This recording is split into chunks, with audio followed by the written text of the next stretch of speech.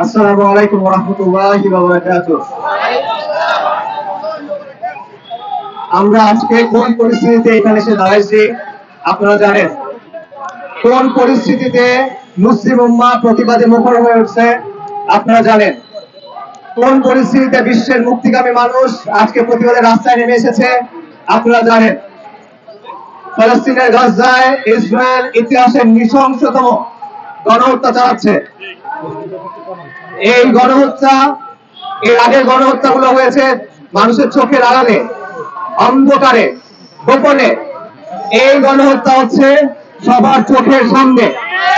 হত্যা, ধ্বংসযজ্ঞ, মৃত্যু লাইভ স্ট্রিম হচ্ছে, পুরো বিশ্ব দেখতেছে, পুরো দুনিয়া দেখছে, কিন্তু এর গণহত্যা থামানোর জন্য কোনো পদক্ষেপ নেওয়া হচ্ছে না।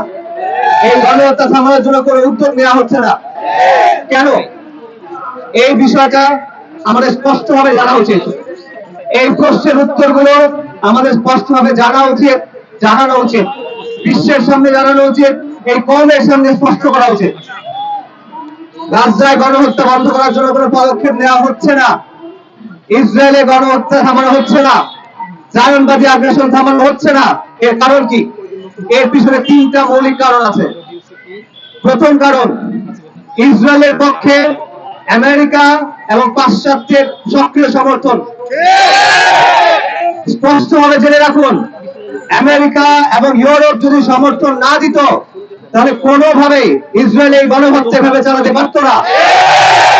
আমেরিকা এবং ইউরোপ যদি সমর্থন না দিত, সহযোগিতা না করত, তাহলে কোনোভাবেই ইসরায়েল আজকে এই অবস্থায় এসে পৌঁছতে পারত না।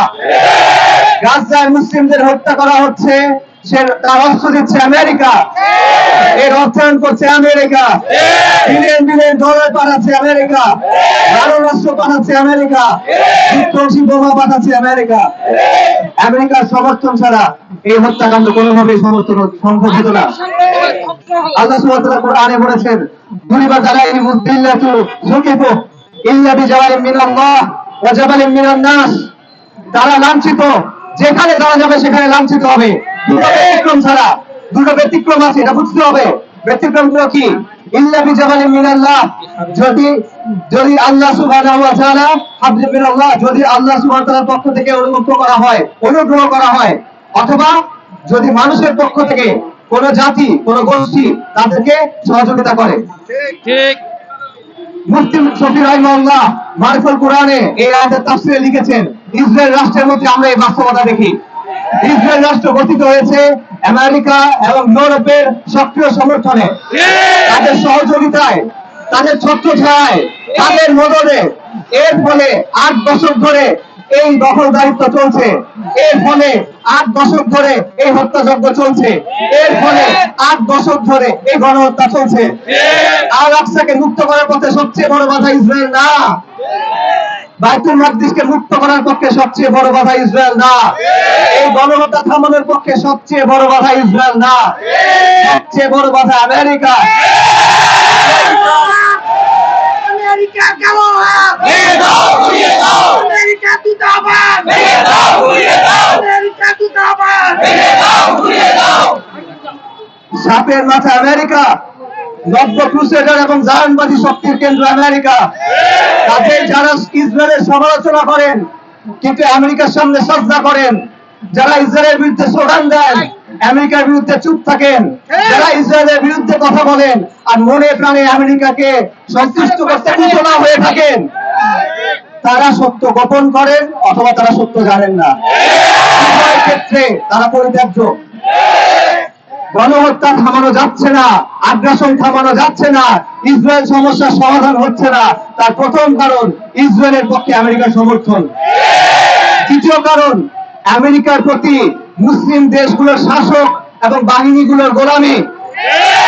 শুধুমাত্র আরব রাষ্ট্রগুলোর জন্য সত্য না, এটা অধিকাংশ মুসলিম রাষ্ট্রের জন্য সত্য। এই শাসক গোষ্ঠী এবং তাদের অনুগত বাহিনীগুলো আমেরিকার গোলামি করে। তারা মনে করে তাদের ক্ষমতা আসে আমেরিকার কাছ থেকে। তারা মনে করে তাদের চাকরি, তাদের ক্যারিয়ার, তাদের রুটি রুজি আমেরিকার সন্তুষ্টি তাদের সম্পর্কিত। যারা আমেরিকার কাছে দাসপথ দিয়ে ক্ষমতায় আছে, তারা কিভাবে আমেরিকার বিরুদ্ধে পদক্ষেপ নিবে? আজকে আমরা দেখি অনেকে এই শাসকদের কাছে আহ্বান জানায়, আমরা দেখি অনেকে এই বাহিনীগুলোর কাছে আহ্বান জানায়। তাদের যে তামান্না সেটাকে আমরা শ্রদ্ধা করি, তাদের যেই চিন্তা, যে আবেগ সেটাকে আমরা শ্রদ্ধা করি। কিন্তু আপনি কার কাছে আহ্বান জানাচ্ছেন? যারা সারা জীবন বড় হয়েছে আমেরিকার গোলামি করে, তাদের রব, যারা মনে করে আমেরিকার কথায় সবকিছু হয়, তারা কিভাবে আমেরিকার বিরুদ্ধে গিয়ে ইসরায়েলের বিরুদ্ধে অবস্থান নেবে? যতদিন পর্যন্ত আমেরিকার গোলামেরা আমাদের উপর চেপে বসে থাকবে, যতদিন পর্যন্ত আমেরিকার গোলামিগুলা এই বাহিনীগুলোর নেতৃত্বে থাকবে, ততদিন পর্যন্ত এই সমস্যার সমাধান হবে না।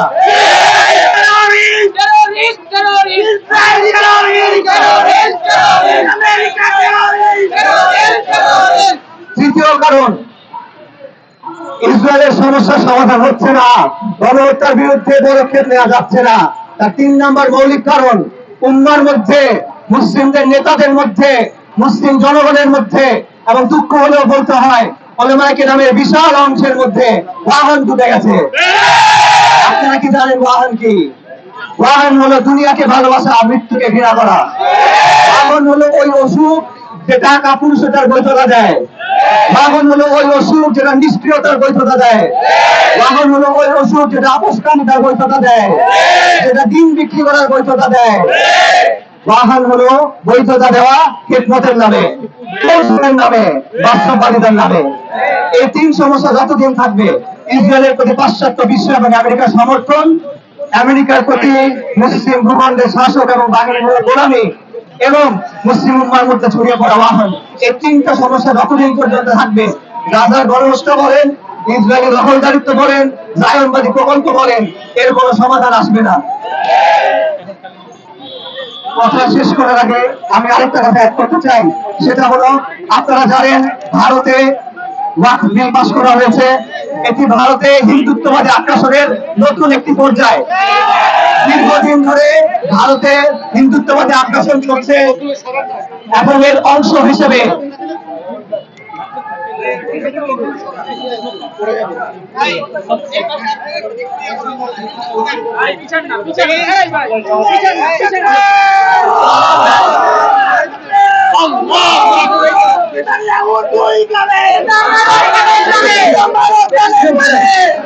এই অনুষ্ঠান সুন্দর করার জন্য, অনুষ্ঠান সুন্দর করার জন্য একটু ফাঁকা হন। এই ব্যানারটা একটু সরেন, ব্যানারটা একটু সরেন, ব্যানার সামনে দিকে একটু সরেন। পিছন দিক থেকে কেমন আপনারা অসুস্থ চাপ তৈরি করছেন? ভাইরা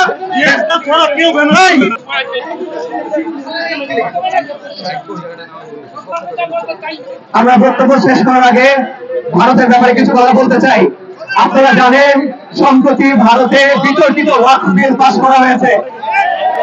বস্তুত এই ওয়াকফ বিল হলো হিন্দুত্ববাদী আগ্রাসনের আরেকটা ধাপ। এটার উদ্দেশ্য সহজ, মুসলিমদের সম্পদ, মুসলিমদের অর্থ, মুসলিমদের প্রতিষ্ঠান, মুসলিমদের সম্পত্তি হিন্দুত্ববাদীদের অধীনে নেওয়া। এটার উদ্দেশ্য হলো মুসলিমদের সম্পত্তি দখল করা, এবং এই দখলটা তারা করতে যাচ্ছে রাষ্ট্রের মাধ্যমে। এই কারণে এই আইন পাস করা হয়েছে। এখন এটা নতুন কিছু না, দীর্ঘ কয়েক দশক ধরে হিন্দুত্ববাদী আগ্রাসন চলমান। আপনারা জানেন কাশ্মীরে 370 ধারা বাতিল করা হয়েছে, নাগরিক অধিকার আইন পাস করা হয়েছে, মুসলিমদের 2য় শ্রেণীর নাগরিকে পরিণত করা হয়েছে, বাবরি মসজিদ ধ্বংস করে দেওয়া হয়েছে, রাম মন্দির নির্মাণ করা হয়েছে, জয় শ্রীরাম স্লোগান দিতে বাধ্য করা হয়েছে, মুসলিমদের রাস্তায় পিটিয়ে মারা হয়েছে, গরুর মাংস খাওয়ার কারণে মুসলিমদের বাসা থেকে বের করে হত্যা করা হয়েছে, পূজার সময় মুসলিমদের মসজিদের সামনে অস্ত্র নিয়ে নৃত্য করা হয়েছে, মসজিদ ঢেকে দেওয়া হয়েছে, মুসলিম নারীদের টার্গেট করে ধর্ষণ করা হয়েছে। এই লম্বা তালিকার ধারাবাহিকতা হলো এই ওয়াকফ বিল। এই ওয়াকফ বিল শুধুমাত্র ভারতের মুসলিমদের ইস্যু না, এটা সমগ্র মুসলিম উম্মার ইস্যু। এটা বিশেষ করে উপমহাদেশের মুসলিমদের ইস্যু। এটা থেকে উপমহাদেশের মুসলিমদের ভবিষ্যতের সহিত জড়িত। হিন্দুত্ববাদী আন্দোলন একটা নির্দিষ্ট গন্তব্যের দিকে এগিয়ে যাচ্ছে, কিন্তু আমরা এই বাস্তবতা সম্পর্কে এখনো বিভ্রান্ত। আমরা যদি এই আন্দোলনের উদ্দেশ্য সম্পর্কে সচেতন না হই, তাহলে আজ যেভাবে মধ্যপ্রাচ্যে ইসরায়েল মুসলিমদের হত্যা করছে, সেভাবে কালকে ভারত উপমহাদেশে মুসলিমদের হত্যা করবে। ভারত হিন্দুত্ববাদ এবং জায়নবাদ একে অপরের মিত্র। হিন্দুত্ববাদ এবং জায়নবাদ একে অপরের মিত্র এবং বন্ধু। আমেরিকার ইউনিভার্সিটি অফ ক্যালিফোর্নিয়ার প্রফেসর খালেদ আবু ফজল উনি বলেছেন, ভারতের হিন্দুত্ববাদীরা ইসরায়েলে যুদ্ধ করছে, ইসরায়েলি বাহিনীর অংশ হিসেবে তারা স্বেচ্ছাসেবী হিসেবে গাজায় যাচ্ছে, তারা মুসলিমদের হত্যা করছে। এর কারণ হলো তারা মুসলিমদের হত্যা করতে চায়, তারা মুসলিমদের বিরুদ্ধে লড়াই করতে চায়। এবং গাজায় ঘটা গণহত্যার মধ্যে বেশ কয়েকটা গণহত্যায় হিন্দুত্ববাদীরা সরাসরি জড়িত ছিল। হিন্দুত্ববাদীরা স্পষ্টভাবে বলে, ইসরায়েল মধ্যপ্রাচ্যে যা করছে, হিন্দুত্ববাদীরা উপমহাদেশে সেটা করতে চায়। ইসরায়েল উপমহাদেশে যা করছে, ইসরায়েল মধ্যপ্রাচ্যে যা করছে, হিন্দুত্ববাদীরা উপমহাদেশে সেটা করতে চায়। ইসরায়েল গাজায় যা করছে, হিন্দুত্ববাদীরা কাশ্মীরে সেটা করতে চায়। আল্লাহ সুবহানাহু ওয়া তাআলা কোরআনে বলেছেন, মুমিনদের প্রতি সবচেয়ে বেশি শক্তি পাওয়াপন্ন হলো ইহুদি এবং মুশরিকরা। এই সত্যের স্বীকারোক্তি আমরা দেখতে পাচ্ছি। শেষ করার আগে আমি একটা কথা বলতে চাই, সেটা হলো এই বাস্তবতা,